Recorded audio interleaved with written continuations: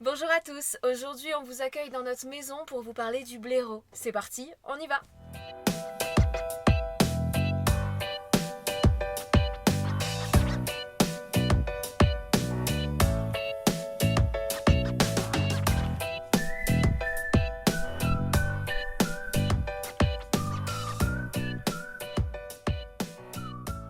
Donc bienvenue chez nous avec Tommy. Voilà, on vous accueille dans un autre endroit de notre camping-car. C'est pas grand, mais bon, comme ça vous avez pratiquement tout vu. Non, peut-être qu'un jour on vous fera d'ailleurs une petite vidéo sur comment est-ce qu'il est notre camping-car. Peut-être que ça vous intéresse, n'hésitez pas à nous le dire dans les commentaires évidemment. Aujourd'hui, on a choisi encore une fois de repartir dans le temps et de revenir à l'époque où nous étions en Haute-Savoie, Tom et moi, afin de vous parler d'un animal trop mignon. On va vous parler du blaireau, comme on vous l'a déjà dit, et pour cela, on va utiliser des vidéos de caméras à détection de mouvement qu'on a placées à plusieurs reprises en Haute-Savoie. Bon, vous imaginez, on a des centaines et des centaines de vidéos. Je pense qu'on doit avoir à peu près 2 heures ou 3 heures de film de blaireau. On avait trouvé en Haute-Savoie, juste à côté de chez nous, 2 gros terriers de blaireau. Pour moi, clairement, le blaireau, c'est littéralement le top 1 des animaux de nos forêts, le plus mignon, et aussi parce que il est hyper important pour la bonne santé de nos forêts. Alors le blaireau, il est surnommé l'ours de nos forêts. En réalité, pendant longtemps, il y a eu une confusion entre donc les ursidés et le blaireau par rapport à ses pattes, puisque le blaireau c'est un plantigrade comme les ours. Et le blaireau aujourd'hui, il fait partie de la famille des mustélidés. Cette famille, elle daterait probablement de 40 millions d'années vers la fin de l'Éocène. Bon, on va pas rentrer dans les grands détails. Dans cette famille, il y a une sous-famille dont fait partie le blaireau, la belette, le glouton et quoi d'autre, enfin plein d'autres choses, et les martres par exemple aussi. Cette sous-famille qui s'appelle les mustélinés. En gros, ce qu'il faut comprendre, c'est que le blaireau européen, il est issu d'une longue évolution où il y a eu différentes sortes de blaireaux, par exemple le blaireau d'Amérique, mais nous, celui qui nous intéresse, c'est celui qui a le nom scientifique qui s'appelle Meles meles, qui est connu sous le nom de blaireau européen, en vernaculaire, blaireau européen, mais c'est un peu une erreur parce que ce blaireau-là, il n'est pas présent qu'en Europe, il est présent même en Asie. Le mot blaireau, il prend racine dans l'ancien français avec le terme blaire qui signifie taché, et c'est bien sûr en référence directe avec son visage, puisqu'il est zébré, noir et blanc de son museau jusqu'à son cou. C'est un animal qui est très facilement reconnaissable, mais qu'il ne faut pas confondre avec le ratel ou encore le putois, et également le raccoon. D'ailleurs, regardez, on a réussi à filmer le raccoon il y a quelques semaines et c'est trop mignon. Et puis on se demandait, est-ce que la mauvaise réputation du blaireau en France, elle n'est pas notamment due à son pelage, puisque pour nous, en tout cas, ça nous fait penser directement à un voleur, voilà, le voleur masqué ou encore le voleur avec sa tenue d'incarcéré Ouais, c'est ça. noire et blanche. Le terme blaireau, il est peut-être plus utilisé pour une expression que pour l'animal. L'expression, ou plutôt l'insulte, espèce de blaireau. Cette expression, d'où est-ce qu'elle vient? Elle vient en fait du 19e siècle. C'était à l'armée qu'on utilisait ce terme pour désigner des novices qui venaient d'arriver. Mais je t'en foutais encore? Non, c'est ton chef. On a gardé ce terme par extension aujourd'hui qui désigne un bon à rien, un naïf, quelqu'un de stupide. Voilà. Bref, on va pas s'étendre longtemps sur l'expression, on va en revenir à notre petit animal trop mignon.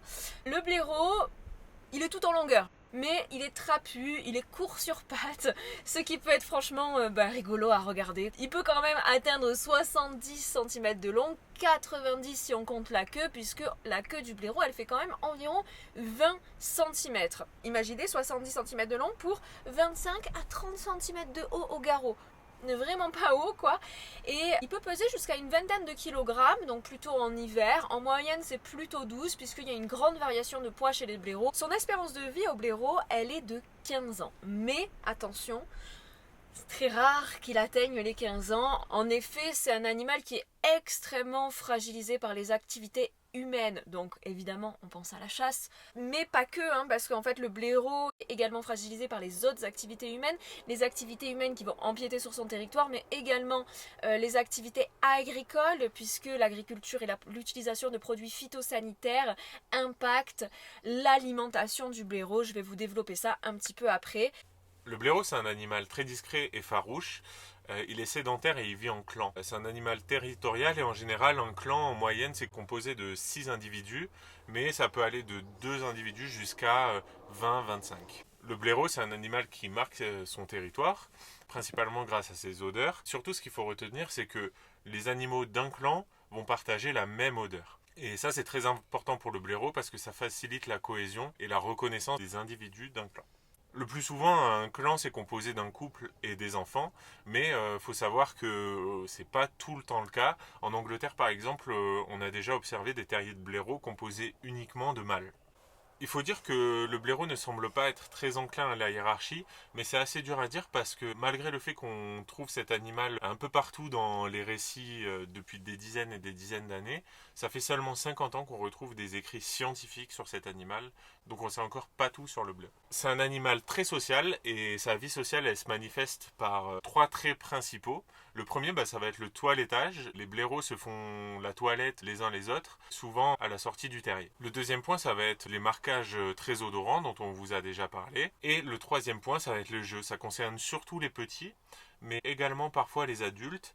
Et le jeu, ça se manifeste par des bousculades, des empoignades, quoi d'autre encore, des emboîtements de mâchoires. Il y a aussi un truc à relever, c'est qu'effectivement le blaireau c'est un des seuls, si ce n'est le seul mustélidé à ne pas pouvoir grimper aux arbres. Donc ça c'est important parce que dans son jeu, il y a des tentatives de grimper aux arbres. Très souvent on voit des bébés blaireaux en train d'essayer de grimper aux arbres et boum de tomber parce que en fait ils savent pas le faire quoi. Mais c'est rigolo de savoir que c'est un jeu pour eux. Donc le blaireau, il est majoritairement nocturne. Bon, nocturne, c'est-à-dire effectivement qu'il se déplace et se nourrit principalement lorsqu'il fait nuit. Sa vue, elle est pas ouf. On va pas se mentir, c'est pas ouf. Mais son odorat, messieurs, dames, ça, c'est quelque chose qui serait 700 fois supérieur au nôtre. Bon, nous, de toute façon, il est pété, notre odorat, ça, on le sait. Le blaireau, il n'hiberne pas. Donc voilà, il n'y a pas d'hibernation du blaireau. Lorsque les ressources en nourriture sont basses, le blaireau, il s'économise quoi. Pour en revenir à son alimentation, c'est un omnivore. Ses proies préférées, ce sont les lombrics. C'est les vers de terre. Et les crapauds, attention, les crapauds c'est plus pour l'Europe continentale parce qu'en Angleterre on le voit pas trop manger des crapauds. En tout cas il est très fort pour dépioter les crapauds, leur enlever la peau, la chair qui peut être toxique et se délecter de crapauds. Écoutez ma foi, il y a tous les goûts qui sont dans la nature. En tout cas il adore les vers. Ensuite il aime bien plutôt les coléoptères, puis les scarabées, ensuite les limaces pour en finir avec les végétaux. Il aime quand même bien la viande, mais ce qu'il faut savoir c'est que le blaireau ce n'est pas du tout un bon chasseur. Déjà on l'a dit, il bigle, il voit rien, donc c'est très compliqué pour lui de chasser. Puis en plus, il n'est pas très vif, enfin voilà. Donc les petites proies un peu rapides et tout ça, c'est mort. Par contre, les petites proies, souvent jeunes, qui elles sont peu vigilantes, ça c'est ok, ça il peut les chasser. Et il va aussi parfois manger des cadavres un peu frais, enfin voilà. Tout ça c'est possible pour le blaireau, ça a déjà été aperçu. Sa nourriture favorite, je sais pas la vôtre, lui c'est le ver de terre en tout cas. Le ver de terre, ça le conduit parfois à venir dans les jardins des particuliers, bon voilà, qui sont arrosés, hein, donc et qui sont propices au ver. Je vais prendre sa défense tout de suite, je vous le dis, on n'est pas là pour flageller le blaireau. Pêcheur, il fait sec partout, hein. Je vais pas vous apprendre qu'il fait de plus en plus sec, il fait sec partout, donc il y a de moins en moins de vers de terre, et puis en plus de ça, on utilise des produits phytosanitaires qui détruisent aussi la terre, donc le blaireau va chercher un petit peu ce qu'il peut, où il trouve. Le blaireau, il a une petite particularité, c'est qu'il produit des sécrétions odorantes par ses fesses. Bon, c'est particulier, mais enfin non, tout le monde produit des sécrétions. J'ai réfléchi 2 minutes, tout le monde produit des sécrétions odorantes via son cul. Mais lui, c'est pas pareil, c'est qu'il a des petites glandes en fait qui sont situées sous ses fesses, hein, voilà, et qui lui permettent effectivement de marquer son territoire, mais également de marquer ses congénères. On a dit tout à l'heure que les congénères, ils partagent la même odeur. Oh mais tu pues toi! Même s'il vit en clan et qu'il est très territorial et qui donc il va repousser les autres blaireaux qui peuvent appartenir à un autre clan, le blaireau, il est franchement très tolérant, hein. C'est vraiment un animal extrêmement tolérant puisqu'il accueille dans son grand terrier sa famille généralement, mais Pas que, la porte de son terrier, elle est également ouverte à ses cousins mustélidés, donc ses putois, ses fouines, ses martres, et même aux renards ou aux lapins. Hein. Le terrier, lui, il est composé de nombreuses chambres et tunnels, et il se transmet de génération en génération. Donc pour moi, ce qui caractérise le plus le blaireau, c'est ses capacités de constructeur. C'est clairement le roi du BTP. Avec son petit corps trapu et ses grandes griffes, il arrive à extraire des quantités très importantes de terre. D'ailleurs, si vous voyez un terrier avec des grandes coulées de terre fraîche à la sortie de ce terrier, c'est souvent qu'un blaireau il a passé la nuit à extraire des quantités de terre fraîche. Ce que nous on appelle les entrées du terrier, puisque le blaireau il a un terrier avec plusieurs entrées réparties un peu partout. C'est ce qu'on appelle des gueules.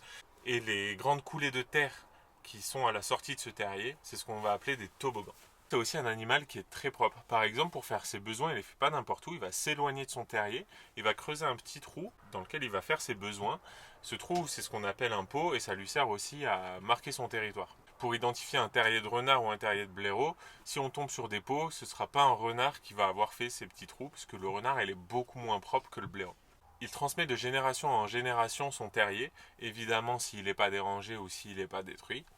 Ça peut prendre des siècles. Hein. Il y a des terriers de blaireaux qui sont transmis dans la même famille de blaireaux de siècle en siècle. Quoi. D'ailleurs, la taille du terrier, elle ne dépend pas du tout du nombre de blaireaux, mais elle dépend plutôt de l'âge du terrier. Parce que plus le terrier va être vieux, plus le blaireau aura creusé différentes galeries. Merci. Dernier point sur le terrier, il est souvent construit dans des pentes.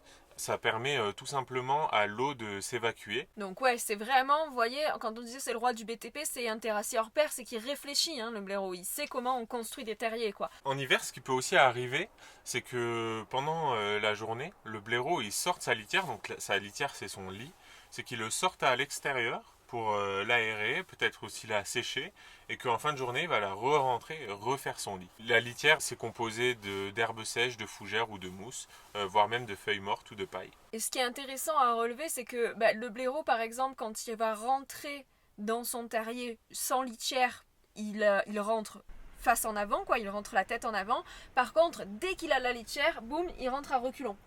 Alors ça c'est vraiment, dès qu'il tient sa litière, boum boum, je rentre à reculons, c'est assez extraordinaire de voir ces petits comportements qui sont finalement représentatifs de l'animal, quoi. Je vais vous prendre un petit exemple pour vous donner une idée de à quel point les terriers de blaireau ça peut être immense. Ernest Neal, donc, qui est un grand spécialiste anglais du blaireau, il a cité dans un de ses ouvrages un terrier qui est dans le Gloucestershire. Gloucestershire, je crois que ça se prononce ainsi, je suis désolée. Donc c'est un terrier qui couvrait une surface énorme puisque c'était un terrier de 35 mètres de long sur 15 mètres de large et qui possédait pas moins de 310 mètres de galerie. Je sais pas si vous vous rendez compte de la taille du machin, mais c'était un truc de fou. Les blaireaux ils pouvaient rentrer par 12 entrées différentes, à savoir que généralement les entrées elles peuvent être séparées entre 5 et 20 mètres, quoi.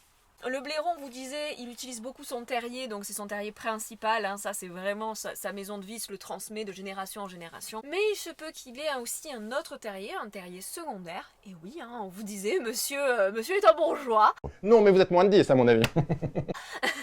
Il a son petit terrier secondaire, en tout cas ça peut lui arriver. Ce qui va se passer, c'est que souvent, comment est-ce qu'il va creuser ce terrier secondaire? C'est en recherchant de la nourriture. Il va plutôt être localisé vers ces zones d'alimentation. Il va creuser en fait à la recherche de vers, hein, et il va au fur et à mesure creuser un terrier. Et ensuite ce terrier il peut lui servir à plusieurs choses. S'il est dérangé, hop, boum, il se rabat sur ce terrier secondaire pour se protéger, ou alors pour s'abriter lorsqu'il est en train de s'alimenter. Le terrier du blaireau, ça a un nom spécifique, ça a un vocable. Vous savez que j'aime bien ça. C'est appelé la tessonnière, donc d'où d'ailleurs dérive le mot tanière, car en fait le blaireau parfois il peut être appelé tesson, tasson, enfin bref il y a plein d'écritures, AI, A, peu importe. Pour terminer sur le blaireau, vous savez qu'on aime bien vous parler des bébés. les bébés, parce que les bébés c'est trop mignon. Avant de faire des bébés, il y a quoi? Il y a la période d'accouplement. C'est une période d'accouplement qui est complexe. Tout à l'heure, je vous parlais d'une période qui pouvait avoir lieu plutôt au printemps. C'est vrai, la période d'accouplement, elle est particulièrement de janvier à mars. Mais attention, parce que c'est pas toujours le cas. C'est une période très complexe. Il y a des différences selon l'environnement du blaireau. En tout cas, ce qui est certain pour le blaireau, c'est que la gestation, elle intervient en décembre, soit de longs mois après l'accouplement. En fait, le blaireau, il pratique ce qu'on appelle une ovlo-implantation différée, c'est-à-dire simplement que l'ovule fécondé, elle va se greffer, boum, dans l'utérus après, et là en l'occurrence, c'est souvent donc 10 mois après. Les blaireaux, ils naissent en février, gestation en décembre, naissance en février, et ils restent avec maman pendant 6 semaines parce qu'ils ne peuvent pas encore se déplacer. Il faut dire que les yeux des blaireaux, ils restent fermés jusqu'à leur 5e semaine. Les blaireaux bébés, ils sont tout roses, ils sont recouverts d'un petit duvet fin et soyeux, mais ce qui est relativement étonnant, c'est que leur masque, donc leur masque zébré, il apparaît malgré le fait qu'il soit tout rose de peau. Donc vraiment, c'est ce qui représente le blaireau, c'est cette tête-là, un peu zébrée, noire et blanche, que j'adore. La femelle, elle les allaitera pendant 3 mois. Et une portée, elle compte environ de 2 à 7 petits, et les bébés des blaireaux, ils sont appelés les blaireautins. Le sevrage, il intervient de manière progressive vers 12 semaines, et on va pouvoir les retrouver à ce moment-là, à la sortie du terrier. On vous le disait tout à l'heure, le blaireau il a mauvaise réputation auprès des chasseurs et parfois des agriculteurs. Il se peut que le blaireau occasionne quelques dégâts, et quand on parle de dégâts, on parle de trous dans des jardins. La justification de certaines personnes pour dire que le blaireau est nuisible et qu'il faut le tuer, c'est qu'il fait quelques trous dans des jardins. Donc pour moi, c'est pas une excuse valable, clairement. Il y a plein de façons de se prémunir des dégâts que peut faire un blaireau dans un jardin. Tout simplement des barrières, une petite barrière électrique par exemple. Le blaireau il va prendre son petit coup de jus, il ne reviendra plus. Chaque année, il y a plus de 12 000 blaireaux qui sont victimes de la vénerie sous terre. Pour expliquer ce que c'est un peu la vénerie sous terre, voilà, ça va être un groupe de chasseurs qui va se réunir autour d'un terrier de blaireaux avec beaucoup de chiens. Ils vont envoyer les chiens dans les terriers et puis ils vont casser le terrier à grands coups de pelle, ils vont faire des trous et puis ils vont essayer d'aller retirer les blaireaux pour essayer de les attraper. Donc pendant toute une journée complète, le blaireau il est acculé dans son terrier avec des chiens qui le mordillent, des chiens qui lui aboient dessus et des humains qui essayent de casser son terrier pour l'attraper, pour enfin le tuer. Ça nous fait pas plaisir de parler de ça, c'est dur pour nous, ça nous touche. On parle de la chasse ici, mais il n'y a pas que la chasse, c'est une pression qui est de plus en plus forte, exercée sur tous les animaux, et particulièrement le blaireau qui est extrêmement fragilisé. C'est d'ailleurs ce qu'indique le Conseil scientifique du patrimoine naturel de la biodiversité, et je les cite donc: les activités humaines, chasse, piégeage, pratiques sylvicoles, modification du paysage et des pratiques agricoles réduisent les habitats du blaireau qui paye également un lourd tribut à la circulation automobile. Le blaireau n'est pas une espèce prolifique, elle est d'ailleurs incapable de pulluler. Et ça, j'insiste là-dessus, puisque les blaireaux s'auto-régulent en fonction de la disponibilité de la nourriture dans leur environnement. On avait vu, il y a d'autres espèces qui le font, comme les renards. Et pourtant, les renards, à la différence du blaireau, eux sont classés comme nuisibles. Le blaireau ne l'est pas, même si c'est peut-être l'animal le plus chassé. Donc c'est là où on voit qu'en France, bon, les lois sur la chasse, c'est un petit peu qui choisit, quoi. La route, le trafic routier. On parlait de lourd tribut au trafic routier, eh bien c'est le cas. Sérieux, franchement, combien d'entre vous ont déjà vu un blaireau mort sur le bord de la route et combien en ont vu un vivant ? Je tiens encore une fois à rappeler une phrase qui pour moi est importante. Ce n'est pas la forêt qui borde la route, c'est la route qui coupe la forêt. Et là, en effet, il s'agirait peut-être de commencer à réfléchir à d'autres modes de vie qui pourraient être différents. J'ai lu ce matin des chiffres approximatifs qui disaient une population de 300 000 blaireaux en France et chaque année 30 000 blaireaux écrasés sur les routes. Donc 10% écrasés sur les routes, ça serait... C'est énorme, c'est énorme.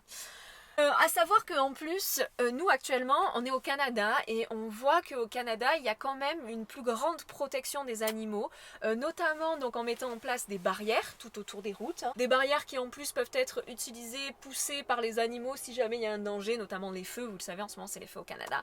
Ils mettent aussi beaucoup d'écoducs, des écoducs qu'on commence à avoir en France. Il y en a de plus en plus mais c'est certainement pas suffisant et les entreprises qui gèrent les autoroutes en France devraient en premier lieu, mettre en place des barrières dignes de ce nom, pour pas que des barrières et des écoducs. Elles devraient absolument faire ça, c'est absolument une nécessité. C'est un scandale qu'en France, il y ait encore des barrières qui sont soi-disant des choses qui empêchent les animaux, mais qui ne fonctionnent pas du tout, alors qu'aujourd'hui, on a la technologie, on a la connaissance pour savoir comment est-ce qu'on peut faire au mieux pour la protection. Ça serait déjà un bon début, même si ce n'est qu'un début. On est désolé de finir là-dessus, donc moi je rentre très souvent en détail sur ça dans mes live Twitch, donc n'hésitez pas à passer si ces sujets-là vous intéressent. Donc allez, eh bien... Il a tout défoncé. Donc pour conclure, on va vous laisser avec des jolies images de blaireau. Voilà, vas-y une tête. Nous, on a notre joli petit chien avec nous. Gros bisous. Merci beaucoup d'avoir suivi la vidéo. Ciao. Bye bye. Ciao.